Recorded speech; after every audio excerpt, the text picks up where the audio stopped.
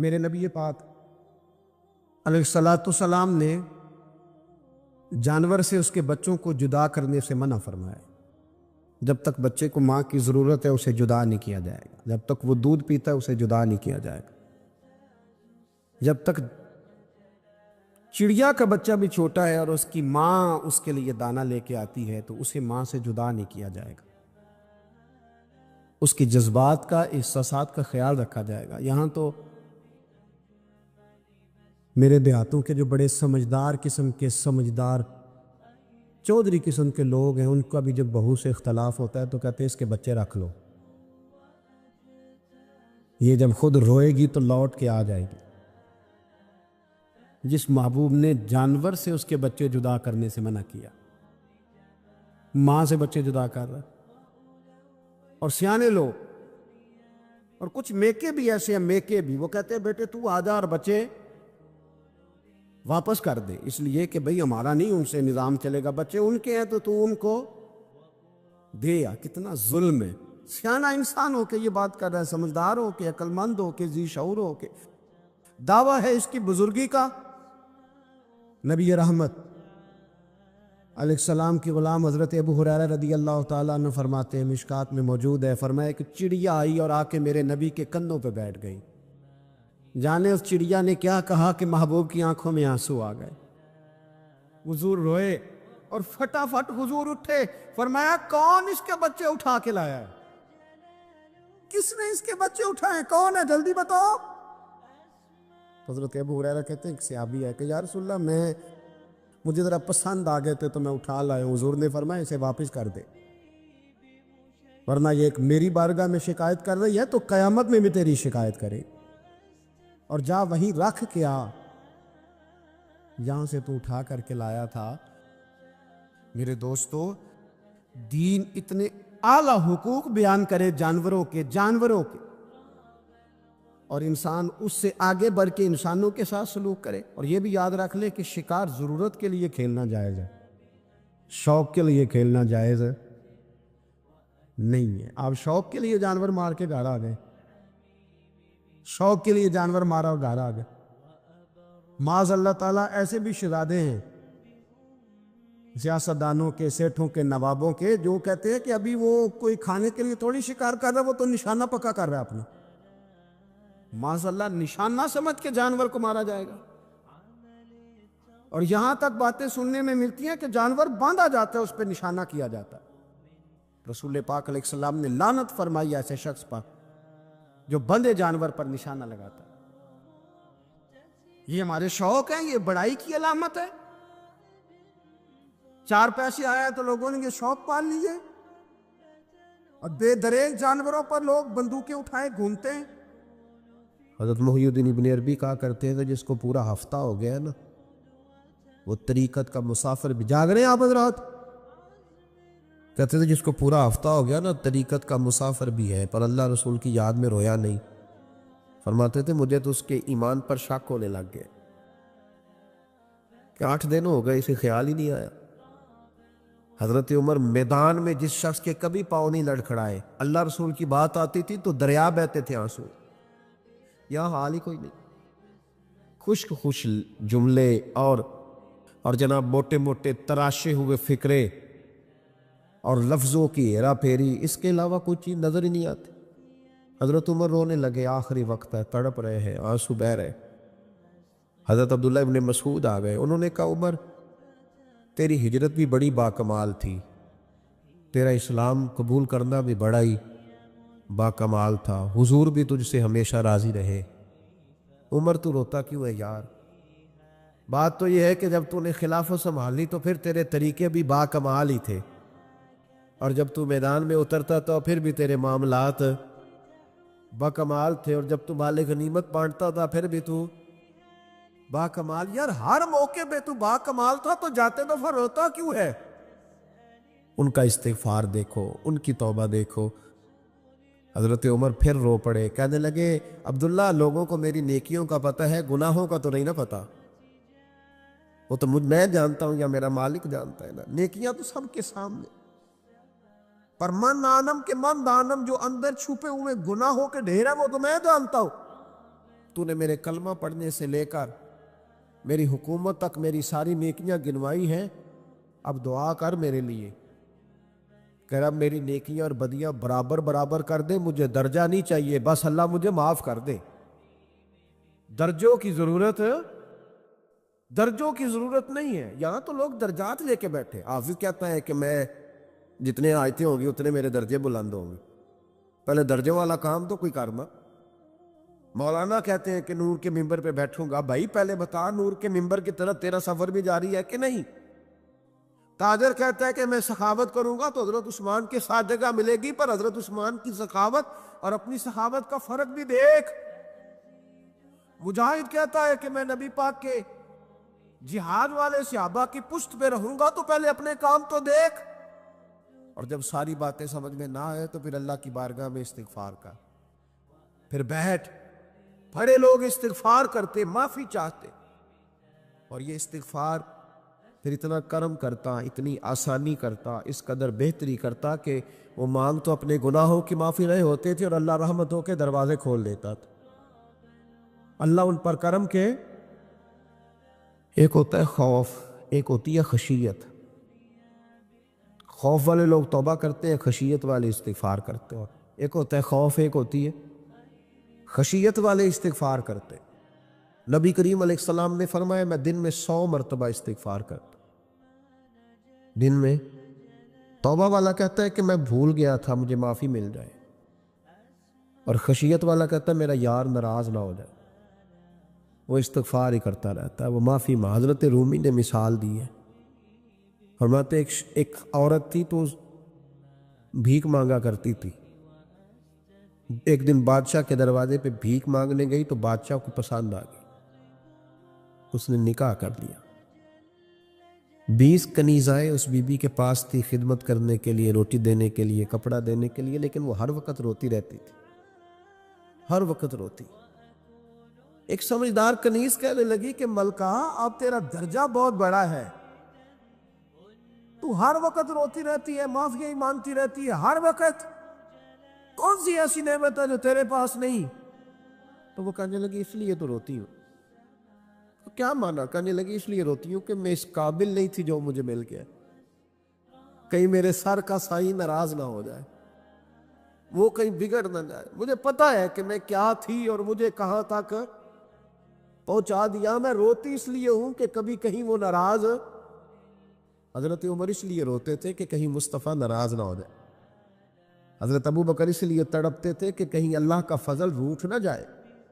یہ جو مولا علی اپنے کمرے میں بیٹھ کے زور زور سے استغفار پڑھتے، تو اس لیے نہیں کہ بڑے پاپ تھے جن کی معاذ اللہ معافی مانگتے تھے، اس لیے کہ رب رسول کہیں ناراض نہ ہو۔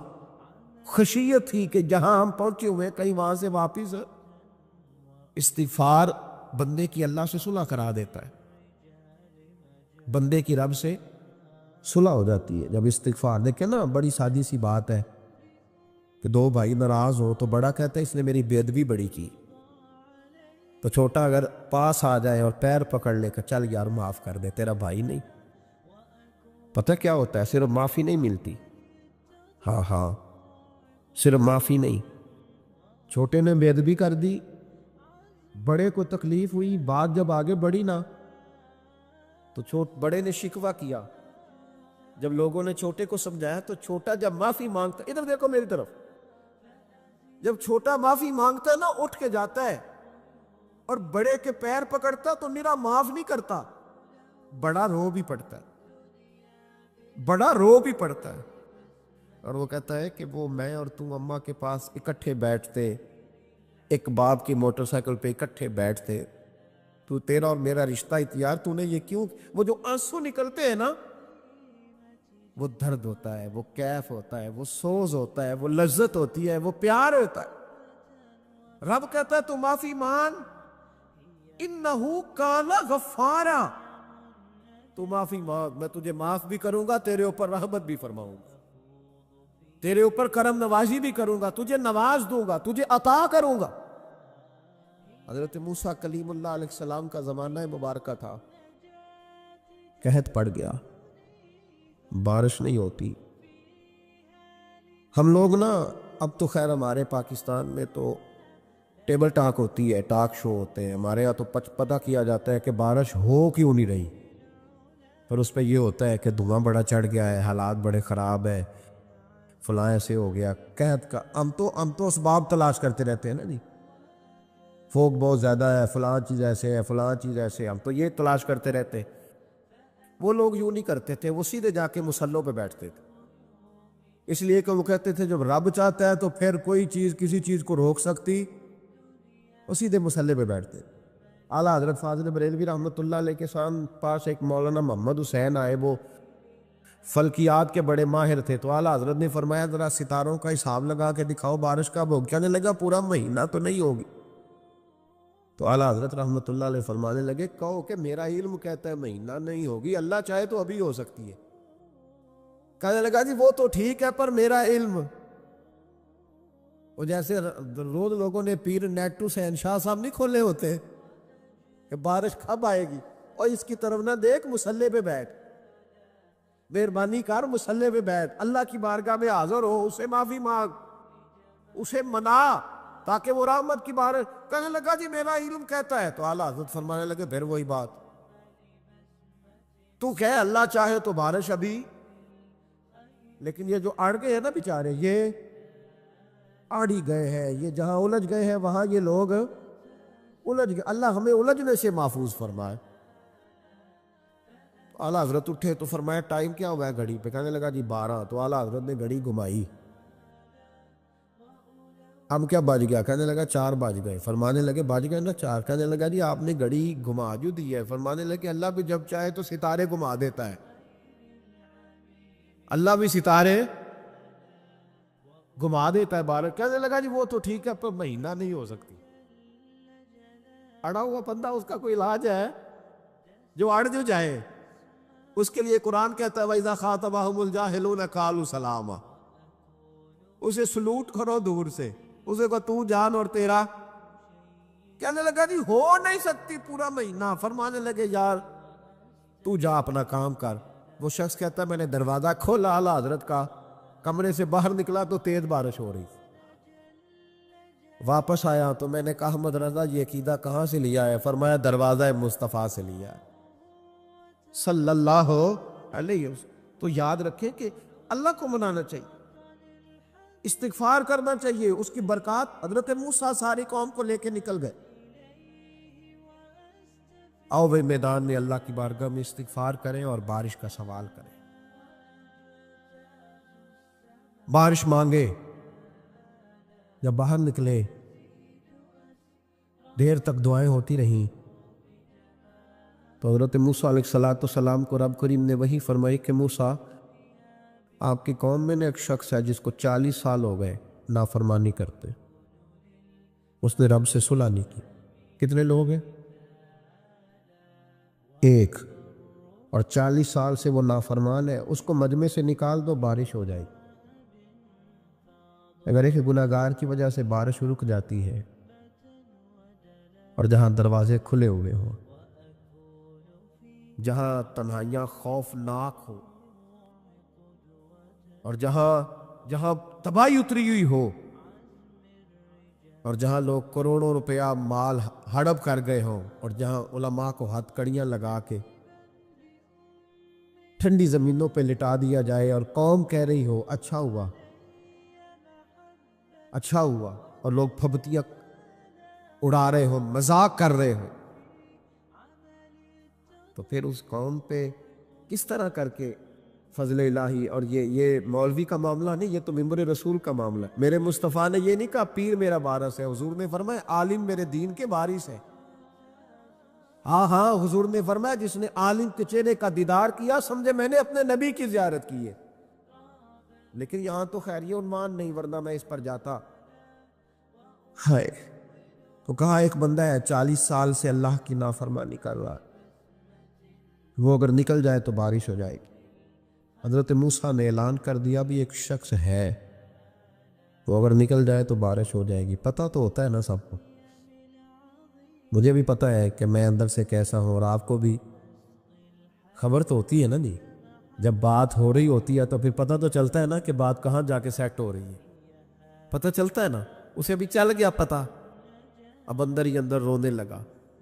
اور دیکھو امام رازی اور امام غزالی دونوں نے لکھا ہے کہ اس درد سے رویا، اس درد سے کہ ادھر والے کو بھی پتہ نہ چل جائے، مجمع کے اندر کھڑا ہے اور ادھر والے کو بھی استغفار، دیکھو ادھر والے کو پتہ نہ چل جائے اور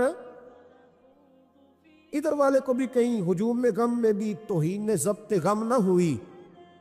ہم اس احتیاط سے روئے کہ آنکھ نم نہ ہوئی، ہجوم میں غم میں بھی توہین ضبط غم نہ ہوئی. ہم اس احتیاط سے روئے کہ آنکھ نم نہ ہوئی، روئے بھی پر کسی کو آنسو نہیں دیکھنے دیے.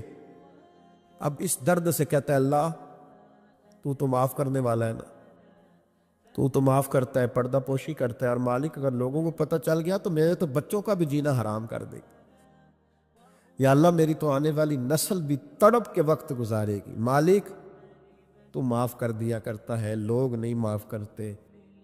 اے اللہ یہ میری خوبیاں بھول جائیں گے، میری خامیوں پر بات. مالک میں یہ ذلت نہیں برداشت کر سکتا، فضل فرما. حضرت موسیٰ نے دوبارہ اعلان کیا، نکلتے ہو کہ نہیں نکلتے؟ پھر تڑپا، خداوندا مجھے بے آبرو نہ کر.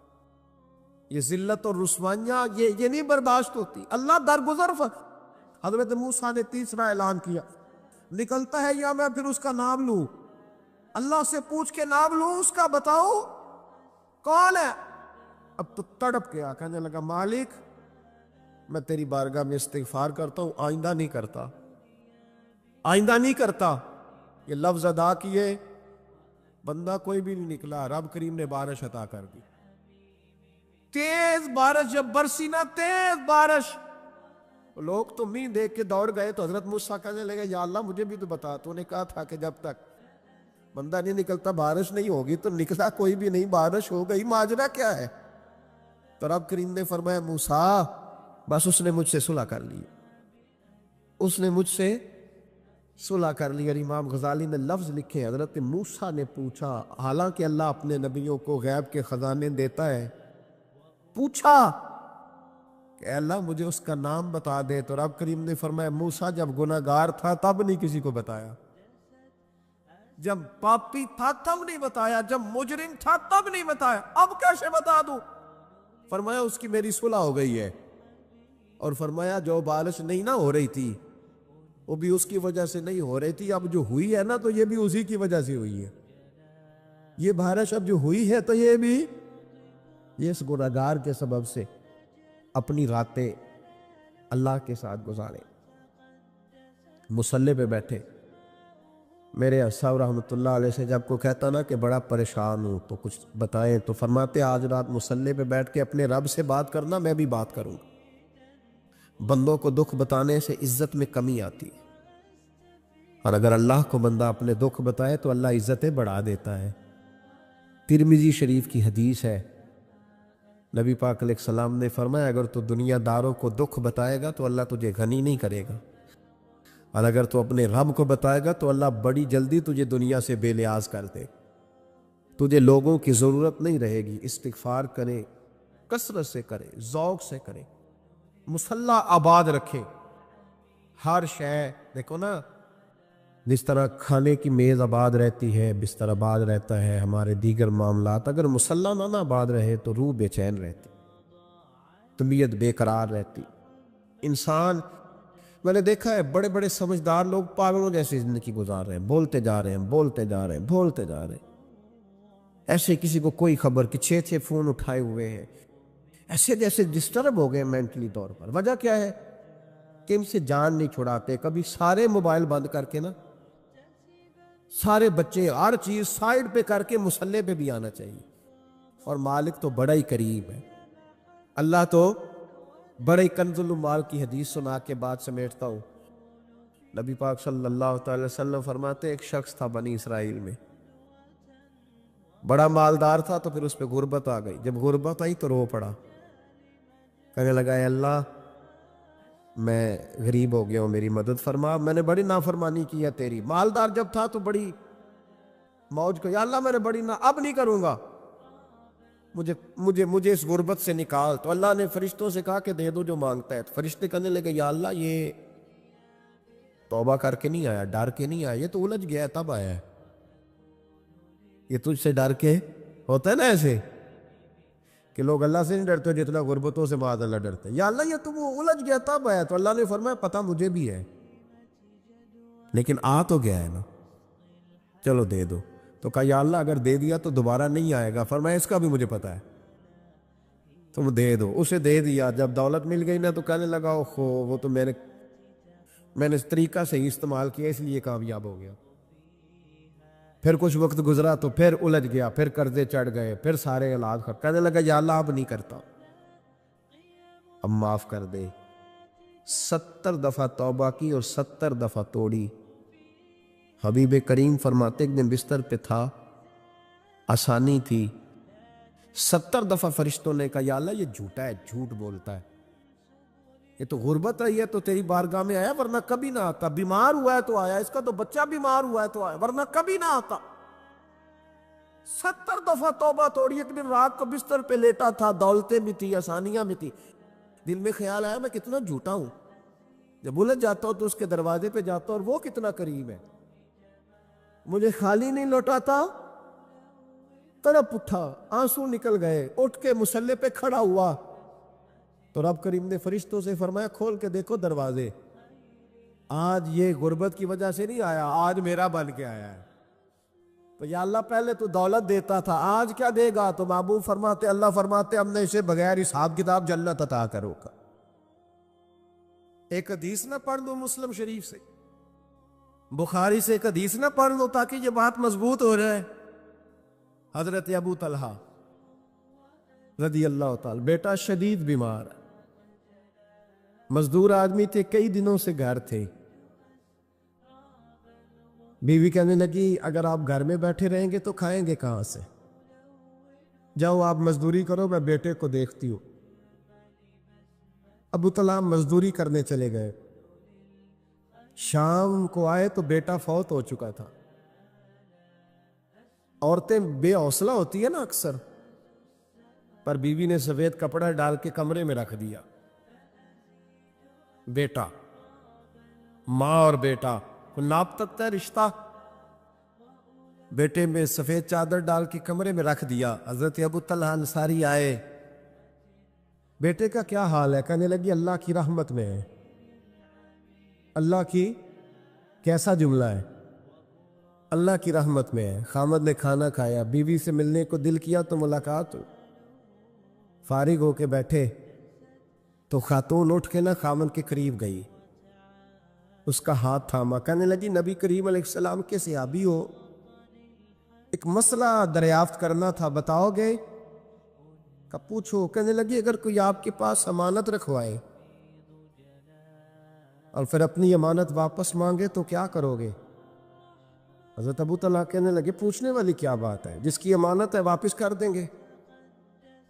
اب زوجہ روئی, اب صبر والی بی بی روئی, اب ماں روئی, آنسو ٹپکے, آنچل سے پوچھ کے کہنے لگی ابو طلحہ وہ بیٹا بھی اللہ کی امانت تھا اور رب اپنی امانت لے گیا ہے, اٹھو غسل کفن کا بندوبست کرو. حضرت ابو طلحہ اٹھے, کامتے کامتے ہاتھوں سے غسل کفن دیا, مسجد نبوی میں پہنچے, محبوب کی بارگاہ میں عرض کیا تو رسول کریم فرمانے لگے تیرے اور تیری بیوی کے عمل سے اللہ بھی بڑا راضی ہے, اللہ کے رسول بھی بڑے راضی, اور اللہ تجھے برکت عطا کرے گا. صحابہ کہتے ہیں پھر اللہ نے انہیں 9 بیٹے عطا فرمائے. پھر اللہ نے انہیں اللہ کی رضا پہ راضی رہنا سیکھو, اللہ کے قریب چلے جاؤ گے, اللہ کی رضا پہ. حضرت سفیان ثوری دعا مانگ رہے تھے یا اللہ راضی ہو جا, یا اللہ راضی ہو جا, یا اللہ راضی ہو جا, دعا مانگ رہے تھے. بی بی رابعہ بصری پردے کے پیچھے بیٹھی تھی, جب دعا لمبی ہو گئی تو کہنے لگی سفیان بس کر, کوئی اگلا لفظ بھی بول, بس کر. آپ فرمانے لگے تجھے کیا ہوا؟ تو کہنے لگی تو کب سے کہہ رہا یا اللہ راضی ہو جا, یا اللہ راضی ہو جا, پہلے اپنے دل پہ ہاتھ رکھ کے بتا تو اللہ سے راضی ہے؟ تو راضی ہے اللہ سے؟ تو روز نہیں کہتا پیسے نہیں ہے میرے پاس مجھے دے, تو روز نہیں کہتا یا اللہ فلانی چیز کوئی نہیں دے, اے اللہ فلاں کو دے دیا مجھے کیوں نہیں دیتا، معاذ اللہ، تو روز شکوے نہیں کرتا؟ فرمایا پہلے تو راضی ہو جا۔ ترمذی شریف کی حدیث ہے، میرے نبی کریم علیہ السلام نے فرمایا تم اللہ کے دیے ہوئے تھوڑے رزق پہ راضی ہو جاؤ، اللہ تمہاری تھوڑی عبادت سے راضی ہو جائے۔ دیکھیں نا امام حسین کا آخری جملہ کیا ہے میدان کربلا، آخری جملہ کیا ہے؟ میں 5000 مسجد دے کے کہتا ہوں دیا نہیں میں نے، اللہ بڑا راضی ہے مجھ سے، 5 نمازیں پوری نہیں پڑھتا۔ امام علی مقام نے نا دل، کلیجہ، جان، اولاد، ہر چیز نکال کے رکھ دی، تو آخری جملہ یہ تھا اے اللہ بتا تو حسین سے راضی ہے کہ ناراض ہے؟ اللہ تو راضی ہے کہ ناراض ہے؟ بھائی پہلی بات رحمت الہی، دوسرا اللہ کی رضا پہ، یعنی عجیب بات ہے نا، جب اللہ کروڑوں دے تو دنیا چھپاتی ہے، اور جب تھوڑا کاروبار ٹھنڈا ہو جائے تو ساری دنیا کو دنیا بتاتی ہے۔ تو جب میں تو کہہ رہا ہوں کہ میں بندہ ڈھونڈ رہا ہوں جو مجھے ملے، آ کے کہے کہ شکر کا طریقہ بتاؤ، تو مل ہی نہیں رہا۔ کو ملے جو کہے بڑی خیر ہے، ہر لحاظ سے اپنے رب سے راضی ہو، مل ہی نہیں رہی دنیا۔ تیسری بات، اگر اللہ کے قریب جانا ہے،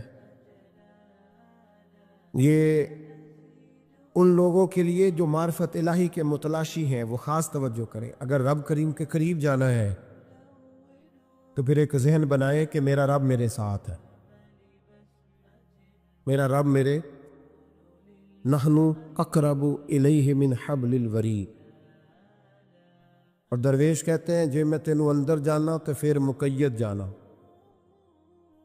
جے میں تینوں باہر جانا تے اندر کون سمانا، اندر بھی تو تے باہر بھی تو، وچ بلا کون نمانا۔ پھر تصور کریں کہ اللہ میرے ساتھ ہے۔ حضرت جنید بغدادی رحمۃ اللہ علیہ کہتے ہیں میں نے اپنے مرشد سے کہا کوئی وظیفہ جو پڑھا کروں، تو فرمانے لگے جنید پڑھا کر کہ اللہ میرے ساتھ ہے اور اللہ مجھے دیکھ رہا ہے، یہ وظیفہ پڑھا کر۔ کیمرے لگا دیے ہر جگہ ہماری گورنمنٹ نے، کہتے ہیں کیمروں کی مدد سے پکڑا گیا، کیمروں کی مدد سے، مسجدوں کے دروازوں پہ کیمرے، ایئرپورٹوں پہ کیمرے، ریلوے اسٹیشن پہ کیمرے، بڑے بڑے جنرل سٹور پہ کیمرے، نیچے لکھا ہے خبردار کیمرے کی آنکھ آپ کو دیکھ رہی ہے۔ کیمرے کی آنکھ دیکھے تو لوگ گناہ نہیں کرتے، تو یہ کیوں نہیں سوچتے کہ رب ہمیں دیکھ رہا ہے؟ یہ تصور کیوں نہیں جمتا کہ رب ہمیں، اور اللہ فرماتے ولی من خاف مقام ربہ جنتان، جو اللہ کے سامنے کھڑے ہونے سے ڈر جائے گا نا، اللہ اسے 2 جنتیں عطا فرمائے گا۔ اللہ اسے ایک دفعہ اگر کوئی ڈر گیا اللہ کے سامنے کھڑے ہونے، کتنی دفعہ بولے تو صحیح؟ اس پر ہمارے مفسرین نے لکھا ہے کہ کبھی زندگی میں ایسا ہو کہ گناہ پر ہمارا پورا قبضہ ہو گیا ہو، گناہ پورا قابو میں آ گیا، اب کوئی روکنے والا نہیں، تو فرمایا جو اس وقت اللہ کے خوف سے ڈر جائے گا اللہ اسے 2 جنتیں عطا فرمائے گا۔ امام شافعی رحمۃ اللہ علیہ کے زمانے میں نا ایک بادشاہ کا اپنی بیوی سے جھگڑا ہو گیا، تو وہ بھی ملکہ تھی، کسی بادشاہ کی بیٹی تھی، شہزادی تھی، اس نے بھی سخت جملہ کہا، کہنے لگی چل دور ہٹ جہنمی، معاذ اللہ۔ اب اس نے اپنے خامد کو جہنمی کہا تو وہ کہنے لگا اس کا خامد کہ اچھا تو مجھے جہنمی کہتی ہے، جا پھر اگر میں جنتی نہیں تو تجھے 3 طلاقیں۔ اب کیسے ثابت ہو کہ جنتی ہے کہ جہنمی ہے؟ کیسے پتا چلے گا؟ علماء سے پوچھا تو وہ کہنے لگے ہم کیسے بتائے گا، کون ڈگری دے کہ تو جنتی ہے کہ جہنمی ہے؟ بات دور نکل گئی، امام شافعی کے پاس گیا، وہ رسوخ رکھتے ہیں علم فقہ کا، ان کے پاس گیا، جا کے کہنے لگا حضور یہ مسئلہ ہے۔ امام صاحب فرمانے لگے اکیلے میں مجھے ملتے ہو؟ وہ اندر آیا، کچھ دیر گفتگو ہوئی تو امام صاحب فرمانے لگے لو جی یہ بندہ جنتی ہے، اس کی بیوی کو طلاق کوئی نہیں ہوئی، یہ جنتی ہے۔ ہم کو پتہ ہے لوگ فتویٰ جلدی دے دیتے ہیں، کچھ لوگ خلاف تقریریں کرنے لگے کہ بادشاہ تھا تو امام صاحب نے بچا لیا ہے۔ کیسے آپ نے ڈگری دے دی کہ جنتی ہے جی؟ تو امام صاحب کہنے لگے تم بحث نہ کرتے تو میں بات پردے میں رہنے دیتا۔ سنو، میں نے بادشاہ کو تنہائی میں بلا کے پوچھا ہے کہ کبھی اللہ سے بھی ڈرے ہو؟ صرف اس لیے کہ اس وقت اللہ دیکھ رہا ہے۔ یہ نیت کبھی بندوں سے ڈر کے تو بندے بڑے گناہ نہیں نہ کرتے، کبھی اللہ سے ڈر کے بھی چھوڑا ہے؟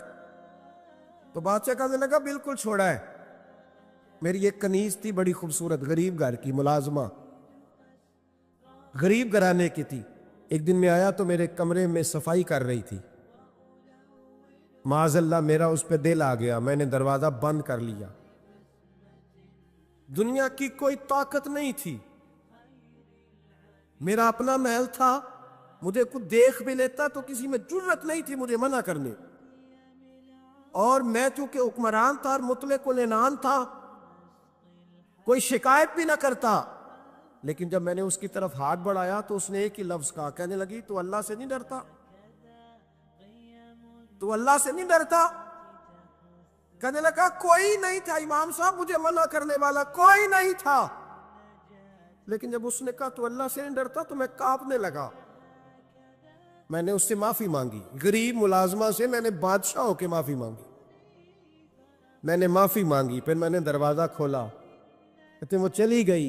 امام صاحب کہنے لگے اٹھ میرے سینے سے لگ۔ کہا حضور کیا ہوا؟ فرمایا جو تنہائی میں اکیلے میں ایک دفعہ بھی رب سے ڈر جائے اللہ اسے 2 جنتیں عطا فرمائے گا۔ تو جنتی ہے اس لیے کہ تو یار کبھی تو ایسا ہو بھولا گاہک ہمارے قبضے میں آ گیا ہو، ہم اپنا پورا اس پر تسلط رکھتے ہو پر ہم اللہ سے ڈر جائیں۔ کبھی ایسا ہو کہ کروڑوں روپیہ ہمارے تسلط میں، ہم چاہیں تو جتنا مرضی استعمال کریں لیکن ہم اللہ سے ڈر جائیں۔ حضرت عمر کا زمانہ تھا، ایک نوجوان صحابی کا بیٹا مسجد جایا کرتا تھا، بڑا نیک تھا۔ ایک عورت اس کو اپنی طرف بلانے لگی، لبھانے لگی، نوجوان تھا۔ ایک دن دل آ ہی گیا بی بی پہ، عشاء کی نماز پڑھ کے اس کے گھر کی طرف جا رہا تھا کہ کسی قاری صاحب نے آیت پڑھ دی، ولی من خاف مقام ربہ جنتان، جو اللہ کے سامنے کھڑے ہونے سے ڈرے گا رب 2 جنتیں عطا کرے۔ یہ آیت کیا سنی کہ نوجوان بے ہوش ہو کے گرا۔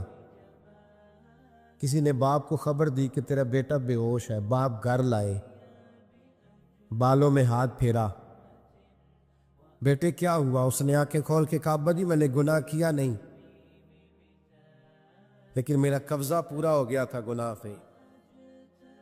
وہ بالکل راضی تھی، میں چاہتا تو میں گناہ کر لیتا لیکن میں اللہ سے ڈر گیا۔ کیا واقعی رب مجھے 2 جنتیں دے گا؟ تو باپ نے ماتھا چوما، کا بیٹا اللہ کے وعدے بڑے ہی سچے ہیں، بڑے سچے ہیں، تو یہ تصور کر کے اللہ مجھے دیکھ رہا ہے، پھر ڈر جا، واقعی 2 جنتیں دے گا۔ اس نوجوان نے چیخ ماری اور روح ہی پرواز کر دی۔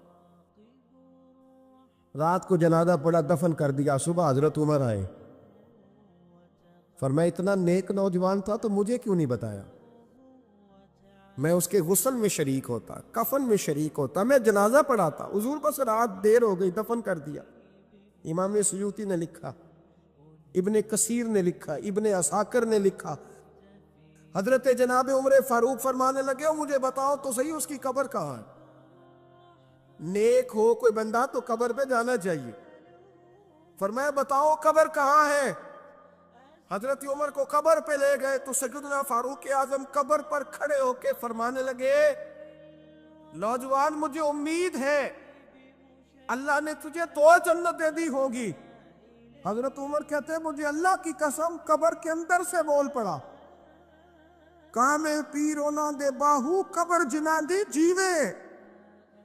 قبر کے اندر سے بول پڑا، کہنے لگا عمر